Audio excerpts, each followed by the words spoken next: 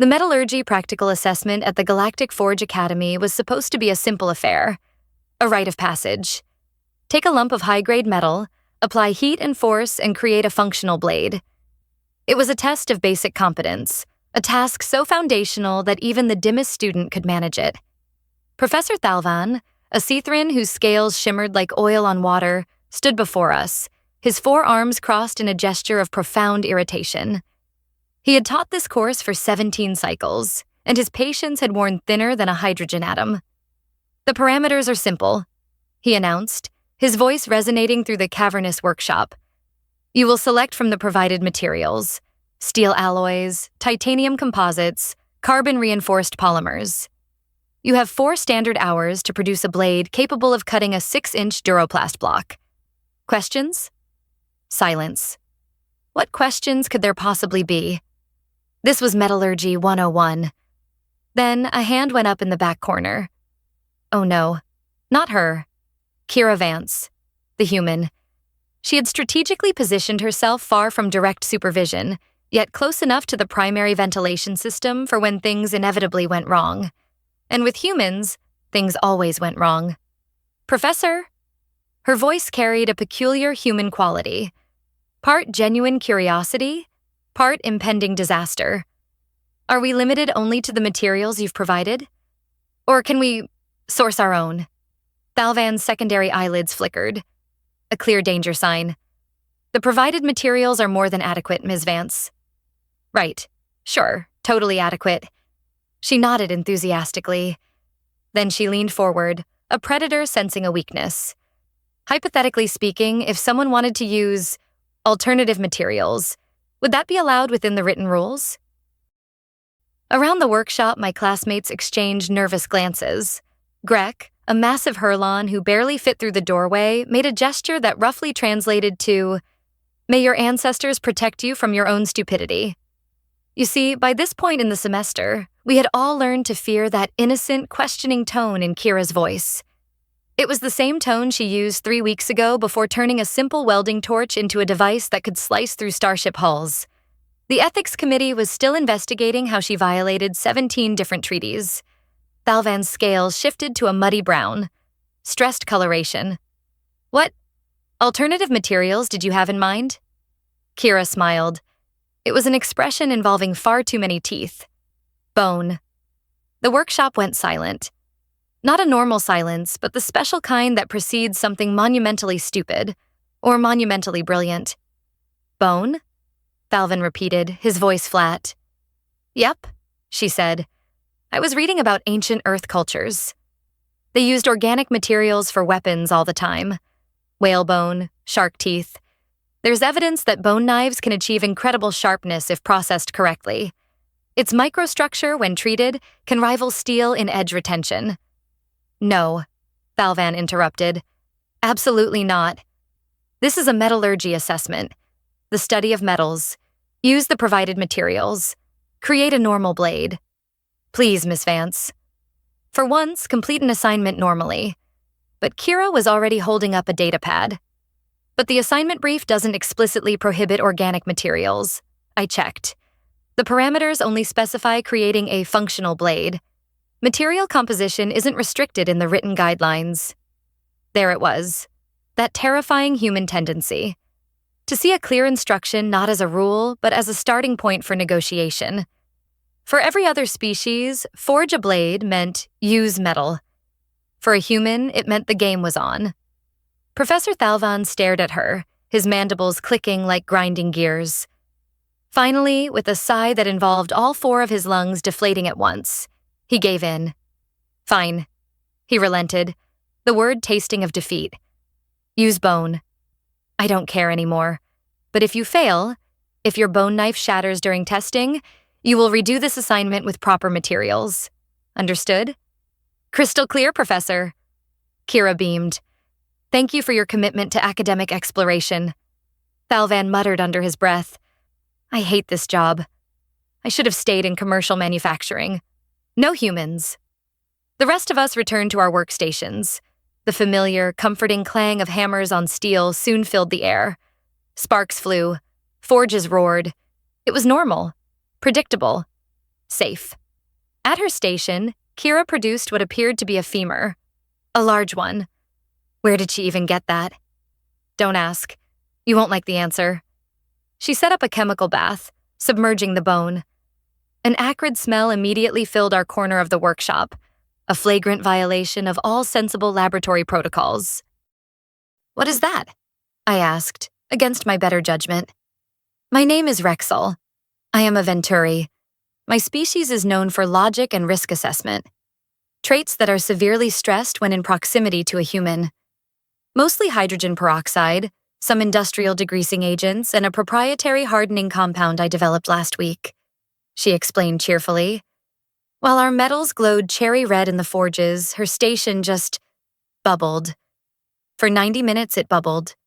Then she removed the bone. It had transformed. What was once yellowed and organic now resembled smooth, white ceramic. When she tapped it, it produced a clear, ringing tone. Phase 1. Complete. Next, she placed it in a precision heating chamber she'd built the night before. Why? Because she couldn't sleep. Of course. Is that weird? Yes, absolutely, 100% yes. Professor Thalvan made his rounds. He offered guidance to the Zephian twins on their short swords, nodded at Grek's massive cleaver.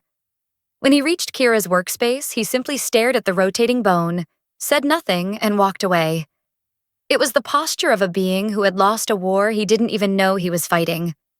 With 2 hours remaining, she mounted the bone in a clamp and pulled out an assortment of grinding tools. What followed was not metallurgy, but a kind of terrifying art. There was no hammering, no dramatic forge work. Just the patient, methodical removal of material.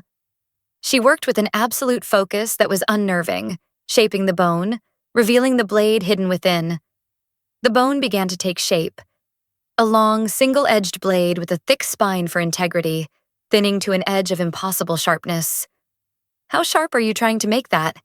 I asked, mesmerized. Monomolecular, if possible, she replied without looking up. Realistically, about 3 nanometers, sharp enough to split hairs, or duraplast.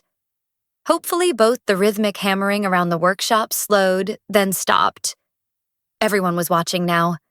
Even Professor Thalvan was peering over his terminal. This was no longer just an assignment. It was a spectacle. With 30 minutes left, she held the completed blade up. It looked wrong. Too perfect. Too sharp. An artifact that existed somewhere between the natural and the artificial. The handle was wrapped in simple cord, a primitive touch on a hyper-advanced cutting tool. Testing time, she announced, approaching the duraplast block. The air grew thick with tension. Every eye was locked on her. This was it. The moment of truth. Was this an act of sheer genius or a spectacular hubristic failure? The entire workshop held its collective breath. She positioned the blade against the block. For a long, agonizing moment, she just stood there, letting the tension build. Then, with a single, smooth motion, she cut. There was no resistance. No sound, save for the whisper of an impossibly sharp edge passing through synthetic polymer. The 6-inch block of duraplast simply fell apart. In 2 perfect halves. The cut surfaces were as smooth as polished glass. Silence. Complete, stunned, system rebooting silence. We stared at the cleanly severed block, then at Kira, then back at the block. The logical part of my Venturi brain was screaming error messages. Huh? Kira said, examining the blade's edge under the light. Still sharp. No visible damage. Excellent edge retention. The calcium phosphate matrix really held up. She made a mental note. I should write this up for the materials journal. Professor Thalvan approached slowly, like someone observing a newly discovered and highly dangerous predator. He picked up one half of the block, his multifaceted eyes scanning the perfect cut. How? He said. It wasn't a question. It was a demand for the universe to make sense again. Kira launched into a dizzying explanation of molecular restructuring, controlled mineralization, and crystalline lattice stabilization. He listened, his expression cycling through confusion, comprehension, and finally, resignation. He held up a hand, stopping her. Does it violate any safety regulations? No, sir. Does it meet the assignment parameters? Exceeds them, actually. Will you promise? He said, his voice weary. Never to do anything like this again? Kira gave him that terrifying human smile. Absolutely not. This opens up so many new research possibilities. I'm thinking bone composite armor next, or maybe… Stop talking. The professor sighed. He returned to his desk. Full marks. Congratulations. Now I need to update my syllabus to include 14 new material restrictions. As we filed out of the workshop, I walked beside her. You know, I said, everyone is going to be talking about this. Good, she replied, carefully storing her impossible blade. Maybe they'll start thinking outside traditional parameters. Innovation requires challenging, accepted methods. She turned to me, her eyes lit with a familiar gleam, the one that preceded either a breakthrough discovery or a catastrophic accident. So, for the final project, I've been thinking about fullerene structures and their potential applications in… Never mind, I interrupted. I don't want to know. She laughed, a sharp bark of amusement. Plausible deniability. Smart. The galaxy had spent millennia developing sophisticated technologies. Then humans arrived and started sharpening bones. And somehow, impossibly, it worked. Not because they were smarter, but because they approached problems from angles nobody else even knew existed. You couldn't restrict human ingenuity with rules. You could only specify what they would circumvent next. And at least, I thought, it would never, ever be boring.